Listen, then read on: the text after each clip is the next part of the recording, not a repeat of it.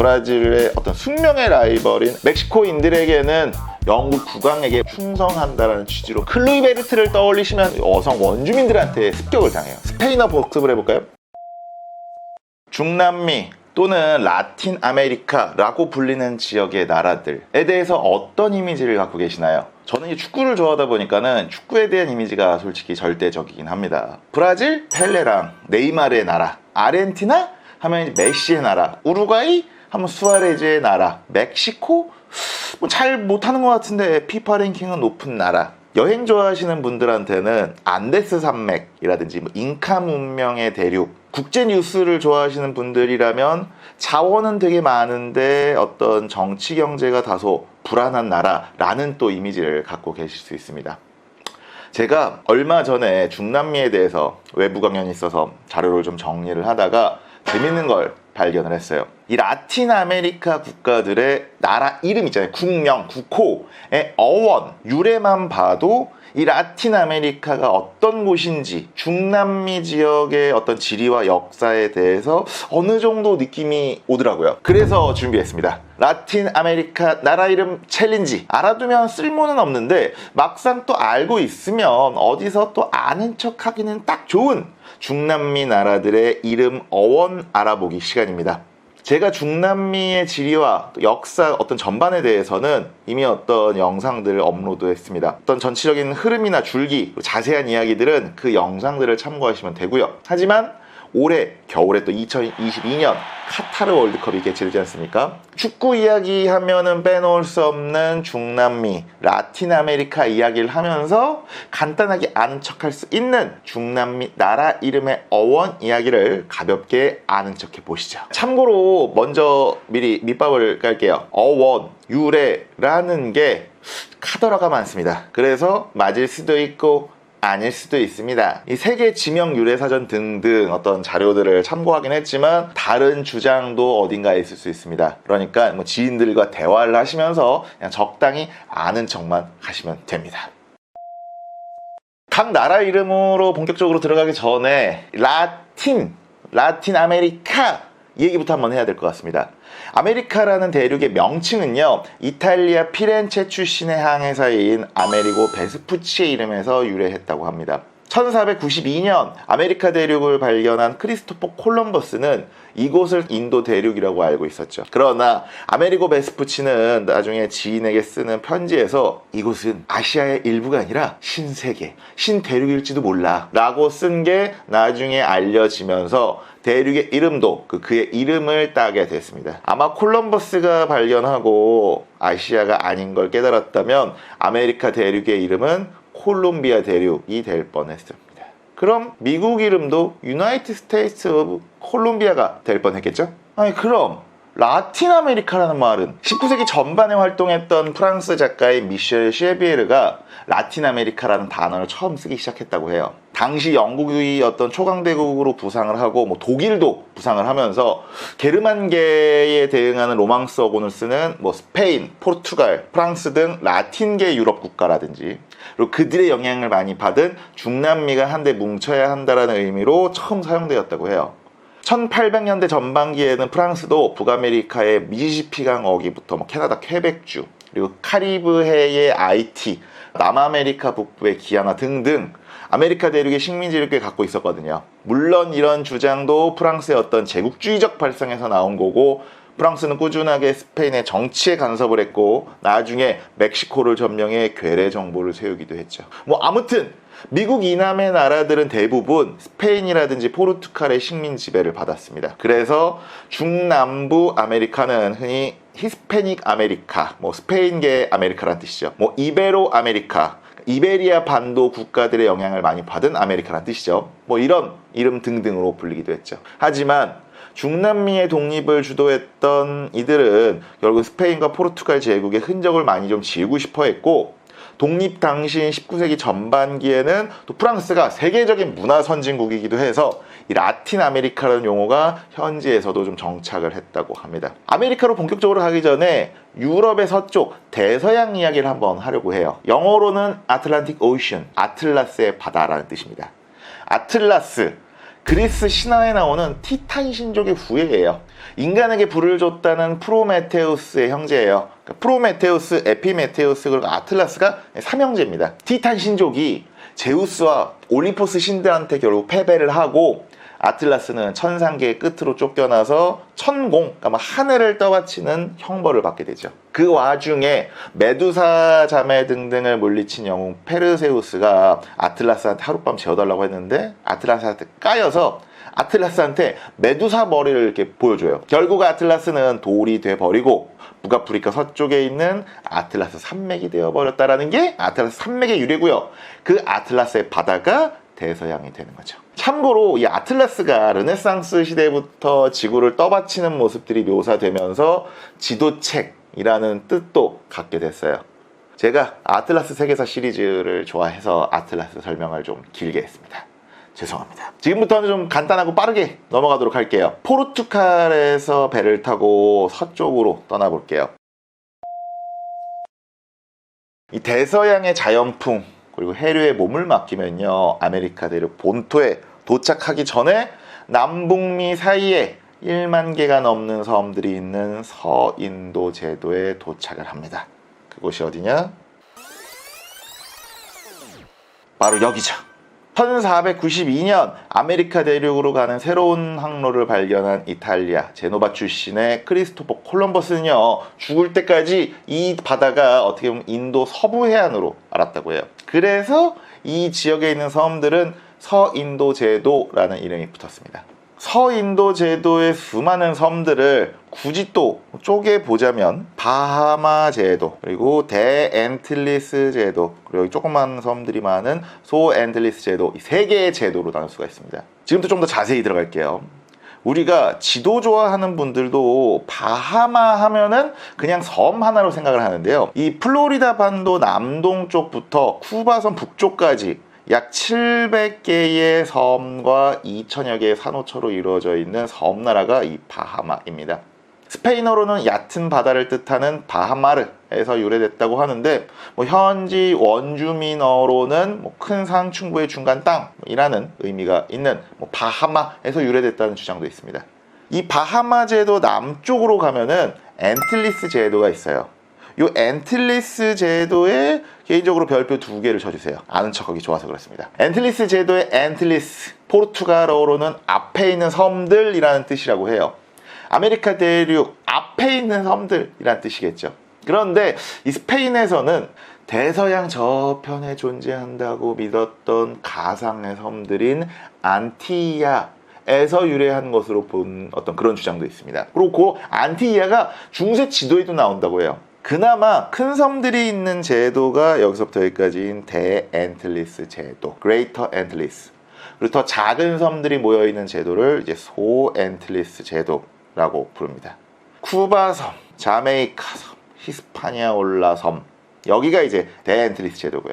이 동네에서 가장 큰 섬나라가 이제 쿠바인데, 중심지라는 뜻의 지역 원주민어 쿠바나칸에서 유래됐다고 합니다. 그리고 4개의 나라인 자메이카 나라 이름은요, 샘이 솟는 나라라는 뜻의 인디오 말, 지역 원주민 말에서 나왔대요. 멕시코나 그 어떤 미국 남부의 강이 땅속으로 들어갔다가 지하수로 이 자메이카에 샘솟아서 그런 이름이 붙었나 봐요. 그리고 이 동네에서 두 번째로 큰 섬인 이 히스파니아올라 섬에는 아이티와 도미니카 공화국 두 나라가 있습니다. 여기에 이제 별표 하나를 쳐주세요. 히스파니아올라, 스페인어로는 에스파니올라, 그러니까 스페인의라는 어떤 형용사입니다. 콜럼버스가 1492년에 발견을 하고 여긴 스페인 땅, 에스파니올라라고 명명한 데서 유래했다고 해요. 지금은 스페인 땅이 아닌데 아직도 이름은 스페인 땅이라는 게 다소 안타깝습니다. 이 히스파니아올라 섬 서쪽에는 아이티가, 그리고 동쪽에는 도미니카 공화국이 있습니다. 아이티는 현지 원주민어로는 산이 높은 땅, 또 높은 산들의 나라라는 단어에서 유래됐다고 해요. 원래는 히스파니아올라 섬 전체를 가리키는 말이었는데 아이티가 이 프랑스에서 독립을 하면서 나라 이름이 됐죠. 도미니카가 재밌습니다. 도미니카에도 별표 2개를 쳐야 돼요. 이 도미니카는요, 라틴어로 일요일이라는 뜻입니다. 콜럼버스가 일요일에 발견해서 이 지역의 이 나라의 이름이 일요일, 도미니카가 됐습니다. 도미니카 공화국의 수도가 산토도밍고인데요, 거기서 나오는 도밍고도 스페인어로 일요일이에요. 그러니까 산토 도밍고라는 도시 이름 자체가 성스러운 일요일이라는 단어입니다.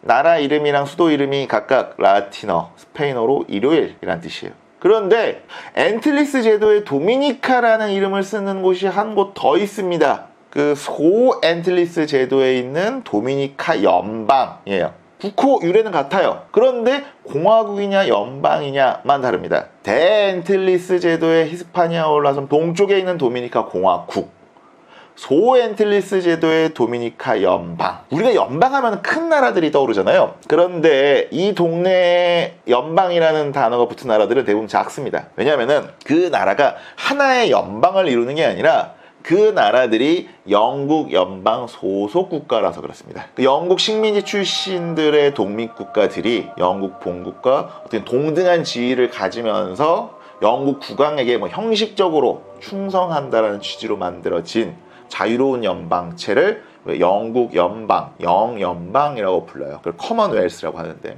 그러니까 도미니카 연방, 커먼웰스 오브 도미니카는 영국 연방에 소속된 도미니카라는 의미입니다. 이 영연방에 속하는 대표적인 나라가 캐나다, 오스트레일리아 말고 호주 있죠.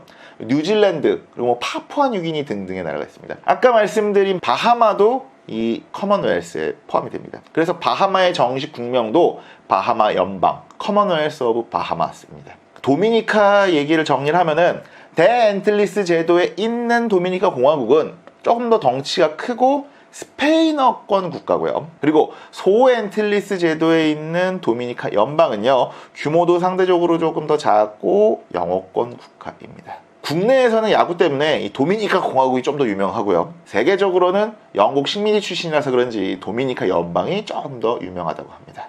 좀 더 남쪽으로 넘어와서 엔틸리스 제도는 우리가 카리브 제도라고도 불려요. 왜냐하면 여기 있는 섬들이 바로 여기 있는 카리브해를 감싸고 있기 때문이죠. 이 카리브해, 카리브, 그 지역 원주민인 카리브족에서 유래했습니다. 그리고 그 유명한 캐리비언의 해, 저게 캐리비언도 이 카리브해입니다. 참고로 이 카리브족은요, 유럽인들의 학살과 유럽에서 온 다양한 질병 때문에 지금은 아주 극소수만 남아있게 됐죠. 지금부터는 멕시코와 그 이남에 있는 작은 나라들로 한번 넘어가도록 할게요. 유럽인들이 이제 이름을 지어준 대부분의 섬나라, 카리브해라든지 엔틸리스 제도의 섬나라들과는 다르게 멕시코는 나름 자신들의 역사에서 따왔습니다. 멕시코 고원에 거대한 제국을 세운, 하지만 인신공양이라든지 식인풍습을 가진, 결국 주변 부족들의 분열 때문에 스페인인들에게 멸망당한 아스텍 쪽의 아스텍 제국을 아시나요? 이 부족이 자신들의 수도인 테노치티틀란, 지금의 멕시코 시티로 이주하고 나서 자신들의 이름을 멕시카족이라고 바꿨다고 해요. 거기서 자신들의 나라 이름을 따온 겁니다. 그래서 멕시코에서는 그들도 버린 이름인 아스텍을 딴 아스텍 제국이 아니라 멕시카 제국이라고 부른다고 해요. 멕시코는 산지 고원에 자리를 잡고 있습니다. 거기를 이제 퉁치면 그냥 멕시코 고원 이지만 크게 세 개의 산맥이 그 멕시코 고원을 둘러싸고 있습니다. 바로 시에라 마드레 오리엔탈, 그러니까 동 시에라 마드레, 그리고 시에라 마드레 옥시덴탈, 서 시에라 마드레, 그리고 시에라 마드레 델 스루, 남 시에라 마드레. 여기서 시에라 마드레는 뭐냐? 여기에 이제 별표 하나를 주세요. 시에라, 스페인어로 산맥을 의미합니다. 스페인에도 시에라 네바다 산맥, 시에라 모레나 산맥이 있고요. 물론 미국에도 시에라 네바다 산맥이 있죠. 다 스페인에서 붙인 명칭에서 온 겁니다. 그럼 이제 마드레는 뭐냐? 어머니라는 뜻입니다. 그러니까 시에라 마드레 산맥은 어머니의 산이라는 뜻이겠죠. 멕시코인들에게는 엄연히 따지면 이제 스페인계 멕시코인들에게는 이 거대한 산맥 줄기가 어머니의 품처럼 느껴졌나 봅니다. 멕시코 남쪽에는요, 과테말라, 벨리즈, 엘살바도르, 그리고 온두라스, 니카라과, 코스타리카, 파나마 등등 7개의 나라가 있습니다. 과테말라랑 벨리즈는 그 지역 토착어에서 유래한 것 같은데 정확한 의미가 알려진 게 없대요. 그냥 추측만 무성할 뿐입니다.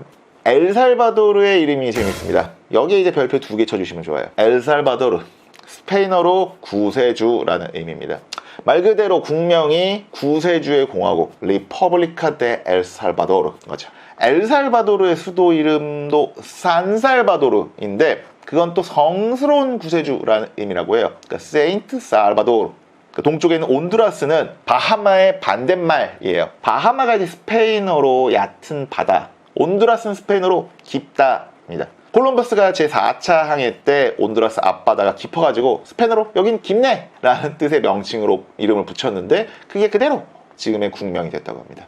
니카라과는 이제 스페인 사람들이 왔을 때 이 지역에 살던 부족의 추장 이름이 니카라오였대요. 거기서 따왔다고 합니다. 온두라스 남동쪽에 있는 코스타리카는요, 스페인어로 풍요로운 해안, 영어로 하자면 리치 코스트에서 유래했다고 합니다. 당시 이제 그 정복자들이 1502년 이 코스타리카에 도착을 했을 때 원주민들의 아주 화려한 금장식을 본 곳에 이제 감탄을 해서 라 코스타리카라고 외친 데서 나라 이름이 유래했다고 합니다. 운하의 나라 파나마는 설이 조금 분분하다고 해요. 풍부한 고기라는 의미를 지닌 말에서 왔다는 설도 있고 파나마 지역에서 발견된 나무의 이름이라는 설도 있다고 합니다. 이제는 본격적으로 남아메리카로 한번 넘어가 보시죠. 남아메리카의 척추는 안데스 산맥이죠. 안데스 산맥의 안데스는 계단식 밭을 가리키는 스페인어 안데네스에서 유래했다고 합니다. 위도상으로 남아메리카가 대부분 열대 기후에 속하죠. 그러다 보니까 오히려 계단식 밭이라도 운영할 수 있는 고산지대, 높은 지대가 그나마 사람 살기에 나았던 거죠. 그래서 잉카 문명 같은 남아메리카의 주요 문명들도 안데스 산지에서 주로 발생을 했습니다. 우선 안데스 산맥이 출발하는 베네수엘라로 가볼게요. 이 베네수엘라의 별표 4개 주시죠. 결론부터 말씀드릴게요. 베네수엘라는 작은 베네치아라는 뜻입니다. 아는 척하기 좋죠. 아메리카 대륙의 어원이 된 남자 아메리고 베스푸치가 탐사대와 동행을 하다가 지은 이름이라고 해요. 베네수엘라의 과히라 반도가 여기가 이제 과히라 반도인데 여기를 탐험을 하다가 물 위에 이제 집을 짓는 사람들, 그런 마을들을 보게 된 거예요. 물의 도시의 대명사가 베네치아죠. 이 아메리고 베스푸치가 베네치아를 떠올리면서 이탈리아어로 작은 베네치아를 뜻하는 베네수엘라라고 이름을 붙였습니다. 요건 이제 이탈리아어인데 그게 나중에 이제 스페인어로 베네수엘라가 됩니다. 물론 다른 책에서는요, 요 지역 원주민들이 이제 스스로를 베네수엘라라고 부르는 데서 왔다는 주장도 있는데 일반적으로 보통 대개 작은 베네치아라는 유래가 많이 회자가 됩니다. 재밌죠? 콜롬비아로 한번 넘어갈게요. 콜롬비아는 상대적으로 쉽습니다. 크리스토퍼 콜럼버스의 이름을 따서 붙였습니다. 이후 1819년 남아메리카 북부의 독립 영웅인 시몬 볼리바르에 의해 건국된 독립국의 이름도 그란 콜롬비아였어요. 대콜롬비아, 그레이트 콜롬비아라는 뜻이죠. 당시 이제 그란 콜롬비아는 현재의 콜롬비아, 파나마, 베네수엘라, 서쪽에 있는 에콰도르를 포함한 거대한 영토였어요. 하지만 1830년부터 다른 나라들이 이제 따로 떨어져 나가고 현재 콜롬비아만 남게 됐죠. 콜롬비아 남쪽에 있는 에콰도르는 더 쉽고 안척하기가 쉽습니다. 에콰도르, 스페인어로 적도예요. 에콰도르에 적도가 지나서 그 지역 이름도 그렇게 붙여졌습니다. 안데스 산맥을 따라서 길게 남쪽으로 이렇게 붙어있는 페루와 칠레는 딱히 그 국명의 어떤 정설이랄 건 없어요. 페루는 당시 이제 남미의 지방 통치자의 이름이 비루에서 유래했다라고 하고요. 그리고 칠레는 잉카인들의 산 이름에서 왔다. 잉카의 한 족장 이름에서 왔다. 그 지역 원주민 언어로 땅이 끝나는 곳이라는 단어에서 왔다 등등 설이 다양합니다. 아까 남아메리카 북부의 독립 영웅의 이름 기억하시나요? 바로 시몬 볼리바르입니다. 볼리비아의 나라 이름은 바로 이 시몬 볼리바르의 업적을 기념하고자 그의 이름을 본따서 정해집니다. 작은 베네치아인 베네수엘라, 콜럼버스의 나라 콜롬비아, 볼리바르의 나라 볼리비아. 흥미롭죠? 이번에는 안데스 산맥 동쪽의 나라를 알아보시죠. 북쪽에서 차근차근 한번 남쪽으로 내려갈게요. 베네수엘라 동쪽 그리고 브라질 북쪽은요, 우리가 잘 모르는 나라 지역들이 많습니다. 그런데 희한하게 기아나, 가이아나라는 이름이 많아요. 가이아나, 프랑스령 기아나, 그리고 그 가운데 있는 수리남도 독립하기 전까지는 네덜란드령 기아나였습니다. 그러니까 이 지방 자체를 우리가 기아나 고지, 기아나 지방이라고 부릅니다. 기아나, 지역 원주민어로는 물의 나라, 물이 많은 땅이라는 뜻이라고 해요. 그런데 또 상대적으로 이 땅이 영양분이 많지 않은 똥땅이기도 합니다. 베네수엘라도 기아나 지방에 속한 행정구역이 있습니다. 베네수엘라의 과야나 지방은 옛날에는 스페인령 기아나였습니다. 그 동쪽에 있는 가이아나는요, 옛 영국령 기아나였고요. 1966년 독립한 남아메리카 유일의 영어권 국가입니다. 그리고 그 동쪽의 수리남은요, 네덜란드령 기아나였어요. 우리가 네덜란드 축구 선수 중에 은근히 아프리카계가 많습니다. 클루이베르트를 떠올리시면 나이가 좀 있으신 거고요. 에드가 다비지라든지 시도르프를 떠올리시면 저랑 동년배신 거고요. 리버풀의 반다이크를 떠올리시면 조금 어린 분들입니다. 다 수리남계 출신의 네덜란드 선수들입니다. 이 지역 원주민들이 학살과 질병 때문에 대부분 죽어나고 서아프리카 출신의 노예들을 데리고 와서 플랜테이션, 그러니까 대농장을 운영을 하다가 그 후손들이 네덜란드에 와서 축구 선수가 된 케이스죠. 수리남은 원주민어로 바위가 많은 하천이라는 뜻이라고 합니다. 기아나랑 뜻이 비슷하죠? 물이 많은 땅, 그리고 바위가 많은 하천. 수리남 동쪽의 프랑스령 기아나는요, 프랑스 해외 영토 중에 가장 큰 곳이라고 해요. 스페인, 영국, 네덜란드, 프랑스. 기아나 고지를 보면은 참 사이좋게 식민지를 나눠 가졌다라는 생각이 듭니다. 축구를 좋아하는 분들만 들어본 나라가 있습니다. 베네수엘라 북동쪽에 있는 트리니다드 토바고입니다. 맨체스터 유나이티드의 레전드 공격수인 드와이트 요크가 바로 이 나라 출신이에요. 네, 참고로 제가 맨유 팬, 맨유입니다. 이 트리니다드 토바고는요, 베네수엘라 북동쪽에 있는 작은 섬나라입니다. 트리니다드 토바고는 상대적으로 더 큰 트리니다드 섬이랑 상대적으로 더 작은 토바고 섬으로 구성이 되어 있습니다. 요 오른쪽에 있는 크라운 포인트가 있는 요 지역이 이제 토바고 섬이에요. 트리니다드 섬에 3개의 산봉우리가 있는데 그걸 이제 스페인어로 표현한 거래요. 뜻은 삼위일체라고 합니다. 토바고는 담배를 뜻하는 원주민어에서 유래했다고 해요. 실제로 담배를 뜻하는 토바코랑 비슷하죠? 남아메리카에서 가장 크고 인구도 가장 많은 브라질의 어원으로 넘어갈게요. 생각보다 재미가 없습니다. 어디 갔어? 여기 있네요. 붉은색 염료, 염색약의 재료로 쓰이는 나무인 브라질 나무, 그러니까 파우 브라질에서 유래했다고 해요. 포르투갈인들은 이 나무를 타오르는 불꽃 같은 이라는 뜻의 브라질레라고 흔히 불렀는데 이 지역을 그래서 브라질의 땅, 테라도 브라질이라고 부르다가 지금의 국명인 브라질이 됐다고 합니다. 브라질에서 가장 크고 긴 강이자 남아메리카에서 가장 크고 긴 강인 아마존강. 이 아마존의 기원은 희한하게 그리스 신화에서 유래를 합니다. 그리스 신화에서는 아마조네스라는 여전사로 이루어진 부족이 나옵니다.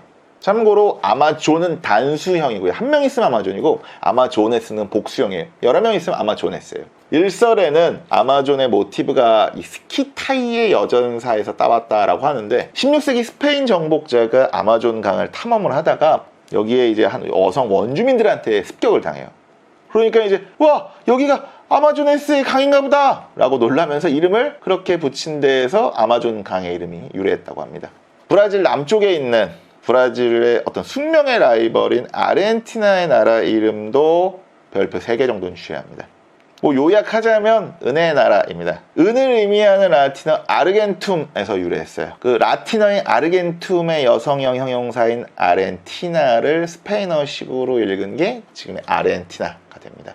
16세기 남아메리카를 탐험하던 스페인인들 사이에서는 은광으로 가득 찬 산 시에라 데 라 플라타에 대한 전설이 있었습니다. 스페인어 복습을 해볼까요?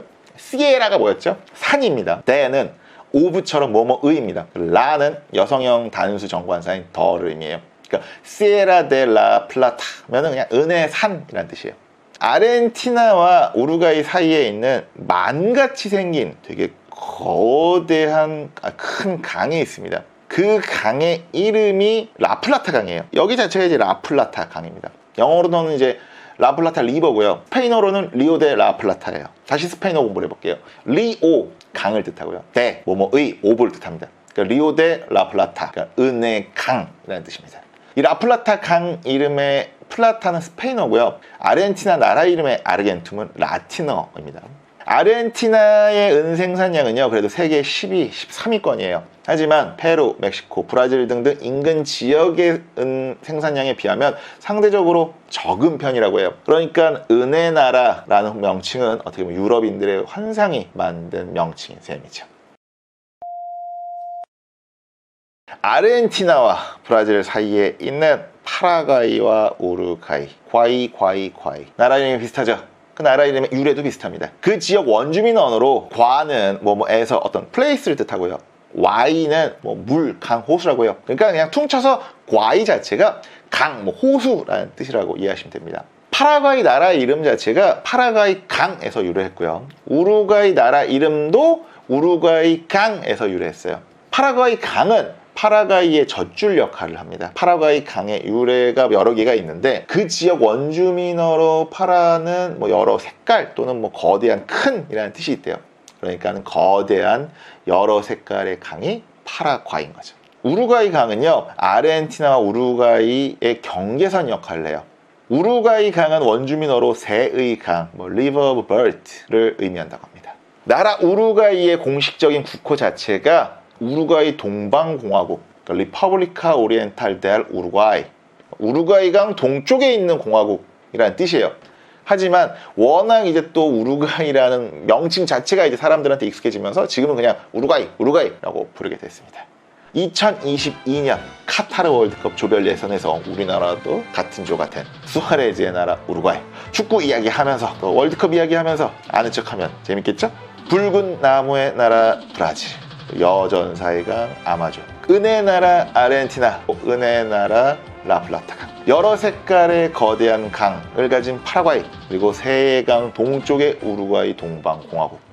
이번에는 따로 에필로그가 없습니다. 구독과 좋아요, 알림 설정을 누르고 지인들에게 아는 척을 위해서, 그리고 자기 전에 ASMR을 듣듯이 한 번 더 보세요. 그리고 두 번 더 보세요.